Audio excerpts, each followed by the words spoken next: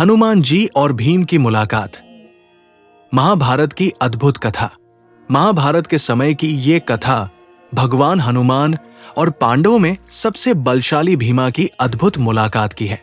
ये कहानी हमें सिखाती है कि शक्ति के साथ विनम्रता भी बहुत आवश्यक होती है। एक समय पांडव वनवास में थे। एक दिन द्रौपदी ने जंगल में एक बहुत सुंदर और सुगंधित कमल का फूल देखा।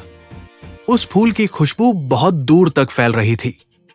द्रौपदी को वो फूल बहुत पसंद आया और उन्होंने भीम से कहा, हे भीम, अगर संभव हो तो मेरे लिए ऐसे कुछ और फूल ले आइए। भीम अपनी ताकत के लिए प्रसिद्ध थे। वे तुरंत उस फूल को खोजने के लिए जंगल की ओर निकल पड़े। चलते चलते वे घने जंगल और पहाड़ों के बीच पहुंच गए। भीम बहुत तेज गति से आगे बढ़ रहे थे और रास्ते में आने वाले पेड़ पौधों को भी हटाते जा रहे थे।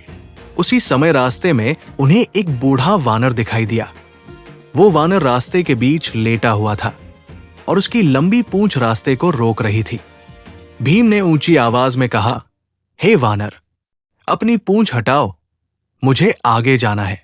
बूढ़े वानर ने शांत स्वर में कहा, मैं बहुत बूढ़ा हूं और मुझमें इतनी शक्ति नहीं है कि अपनी पूंछ हटा सकूं। यदि आपको जल्दी है तो आप ही मेरी पूंछ को हटाकर आगे निकल जाइए। भीम को अपनी शक्ति पर बहुत गर्व था। उन्होंने सोचा कि ये तो बहुत आसान काम है। उन्होंने पूंछ को एक हाथ से उठाने की कोशिश की, लेकिन वो पूंछ जरा भी नहीं हिली। भीम ने फिर पूरी ताकत लगाई, दोनों हाथों से जोर लगाया, लेकिन फिर भी पूंछ नहीं हिली। अब भीम को आश्चर्य होने लगा। उन्हें समझ नहीं आ रहा था कि एक बूढ़े वानर की पूंछ इतनी भारी कैसे हो सकती है। तब भीम ने विनम्र होकर कहा, हे वानर, आप कोई साधारण प्राणी नहीं लगते। कृपया अपना असली रूप बताइए। तभी वो बूढ़ा वानर मुस्कुराया और अपना दिव्य रूप प्रकट किया। वो कोई और नहीं बल्कि भगवान राम के परम भक्त हनुमान जी थे। हनुमान जी ने कहा, भीम, तुम और मैं दोनों ही वायुदेव के पुत्र हैं, इसलिए हम भाई हैं। मैंने तुम्हारा गर्व दूर करने के लिए ये लीला की है। ये सुनकर भीम बहुत प्रसन्न हुए और उन्होंने हनुमान जी को प्रणाम किया। हनुमान जी ने भीम को आशीर्वाद दिया और कहा कि महाभारत के युद्ध में वे अर्जुन के रथ के ध्वज पर विराजमान रहेंगे और पांडवों की रक्षा करेंगे। इसी कारण महाभारत के युद्ध में अर्जुन के रथ के ध्वज पर हनुमान जी का चिन्ह दिखाई देता है।